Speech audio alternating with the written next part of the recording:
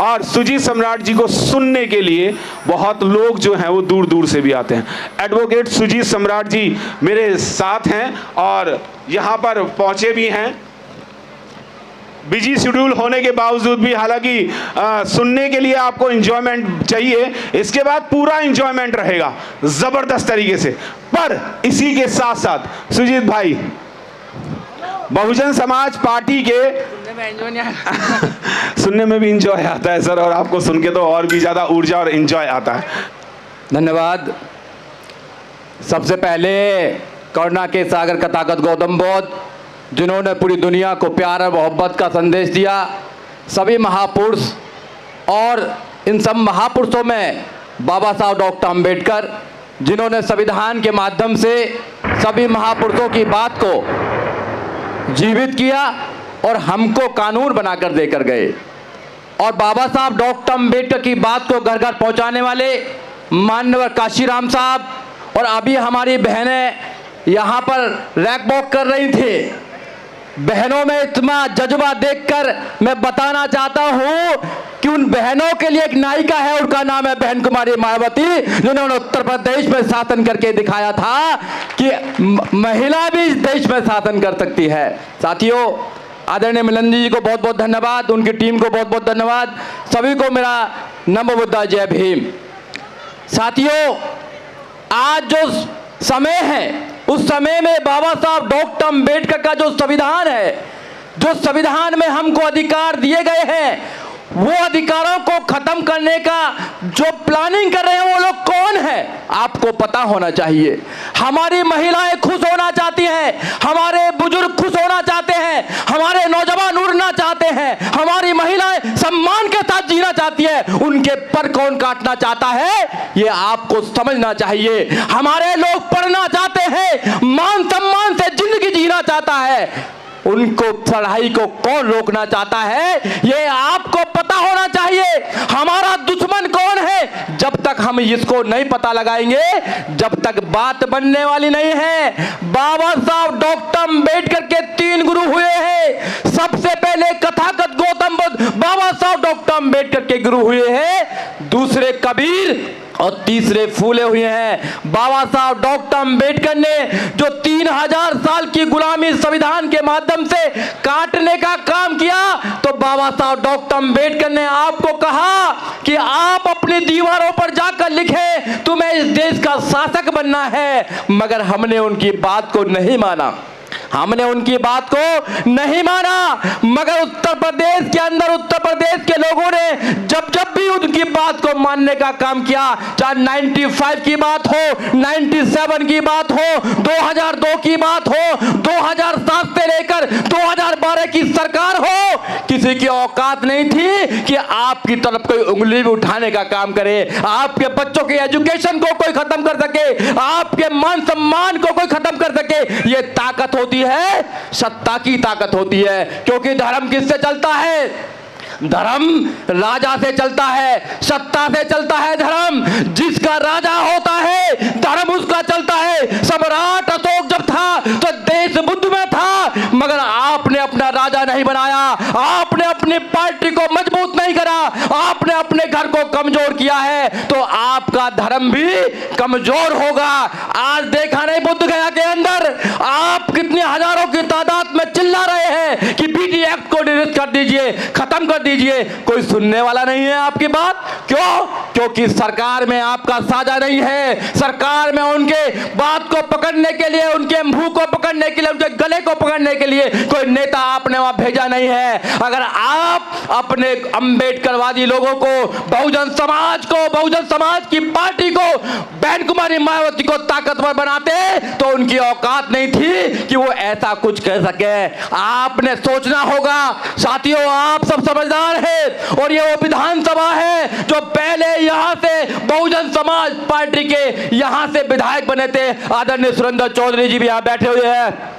वो इसी परिवार से गए हैं, कोई बात नहीं, गए हैं, उनको भी यहाँ आना पड़ेगा, सबको आना पड़ेगा, कोई मजबूरी होगी, कोई बात नहीं। मगर हम तो ये कहना चाहते हैं कि जब तक अपने परिवार को मजबूत नहीं बनाओगे, दूसरों के महलों में आपको जगह मिलने वाली नहीं है। ये अपना परिवार है, अपने परिवार को आप स्ट्रॉन्ग बनाना पड़ेगा, क्योंकि परिवार ही काम आता है और कोई काम नहीं आता है, और तो आपको निकाल के बाहर फेंक दिया जाता है। ये आपके सामने की बात है। आप सारे लोग दिल्ली में रहते हैं, समझदार लोग हैं, पढ़े लिखे लोग हैं, आप दिल्ली की राजनीति को अच्छी तरह जानते हैं, पूरे देश की राजनीति को अच्छी तरह जानते हैं। जो लोग कहते थे कि हम अंबेडकर की बात करेंगे, स्कूल में अंबेडकर को पढ़ाने का काम करेंगे, और उनका एक विधायक, एक मिनिस्टर अगर कह देता है बाबा साहब डॉक्टर अंबेडकर की 22 प्रतिज्ञा पढ़ लेता है, तो उसको लात मार के बाहर निकालना पड़ता है। ऐसे होते हैं कि अंबेडकरवादी।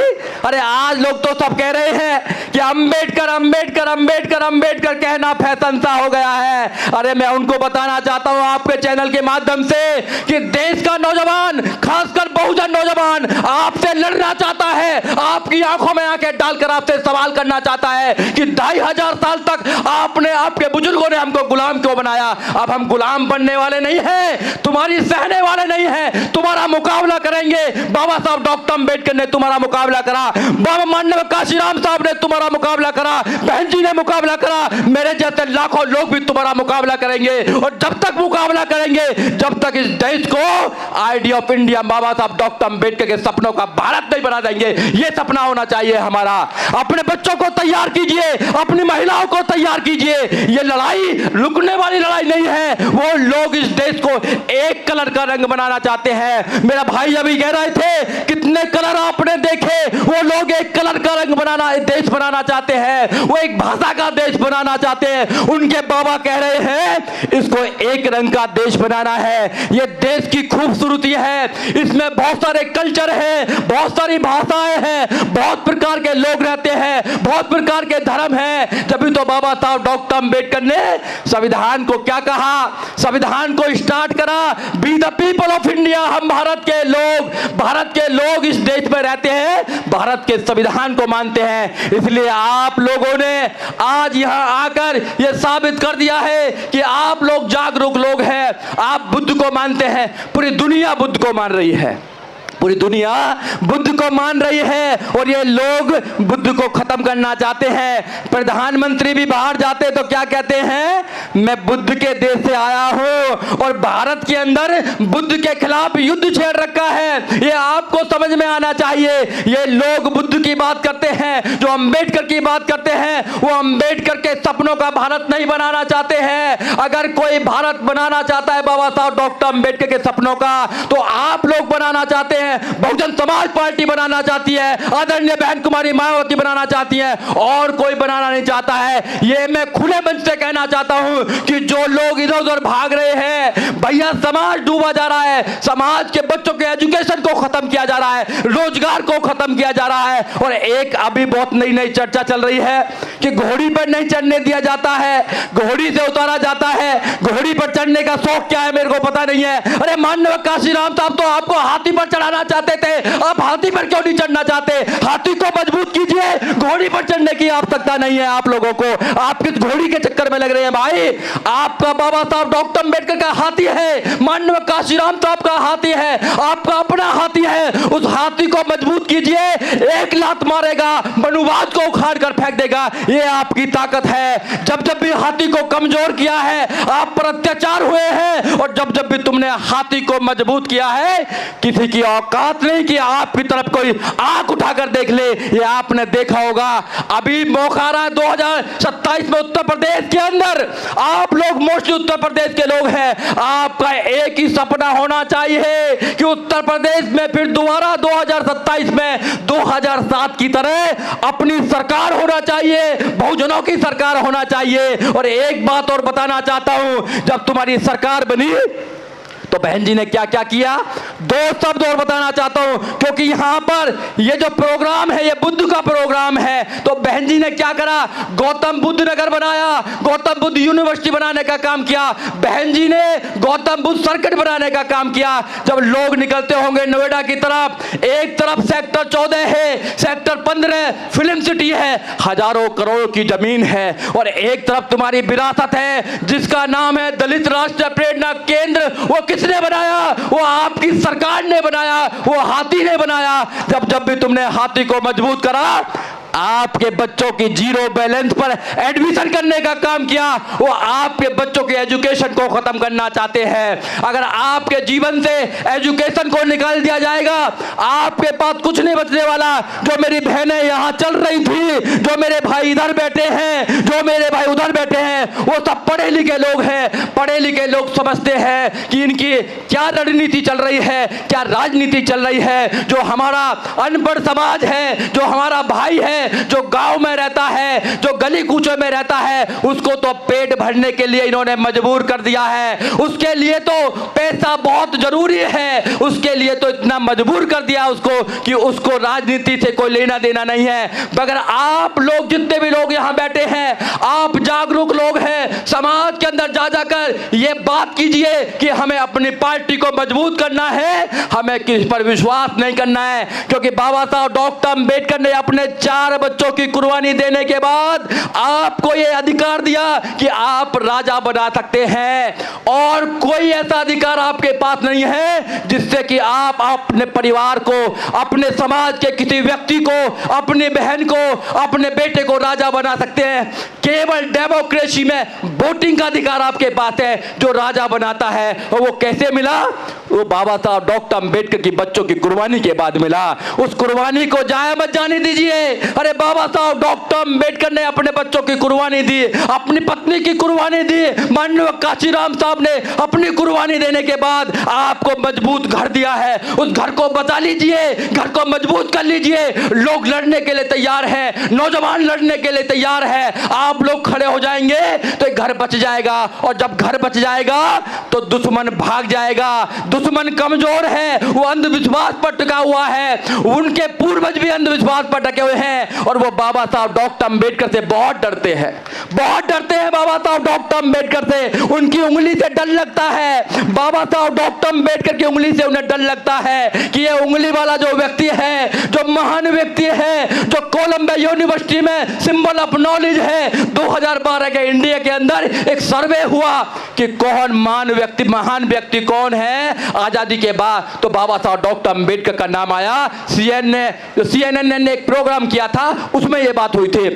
तो बाबा साहब से डरते हैं, बाबा साहब डॉक्टर अंबेडकर के डरने वाले लोग आज उनके जितने भी मानने वाले लोग हैं वो उनसे क्यों डरते हैं। जब हमारा बाबा उनसे नहीं डरा, 1927 में उनकी मनुस्मृति को जलाने का काम किया, उनके सारे ग्रंथों को भगाने का काम किया, उनकी व्यवस्था को चैलेंज करने का काम किया, और अंत में 14 अक्टूबर 1956 को उनकी व्यवस्था को लात मारकर आपको बुद्ध की धम्म की व्यवस्था देने का काम किया। तो आप क्यों डरते हैं, आपके बच्चे क्यों डरते हैं। डरना नहीं है मेरे भाई, हम इस देश के निवासी हैं, ये देश हमारा है। इस देश में बाबा साहब डॉक्टर अंबेडकर का कानून चलता है। जितना उनका देश है उससे ज्यादा हमारा देश है, क्योंकि हमारे लोग इस देश का निर्माण करते हैं, सड़क से लेकर संसद तक बनाने का काम करते हैं। इसलिए आपको मजबूती से रहना है। जहां जो है, अभी केपी चौधरी साहब बता रहे थे कि किसी को घर बेचना पड़ेगा।